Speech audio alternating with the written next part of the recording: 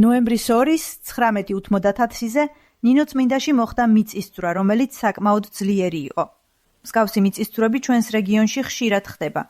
თემასთან დაკავშირებით ყოფილვართ სეისმური სადგურის ტერიტორიაზე და ადგილზე ინტერვიუ გავმართეთ მისი თანამშრომლისთან, რომელმაც დეტალურად წარმოადგინა სადგურის სამუშაო პროცესის შესახებ. კავშირი მახთისკომ კი არის განსაკუთრებული კავშირი, რაც სეისმური მოვლენების მონიტორინგს უკავშირდება.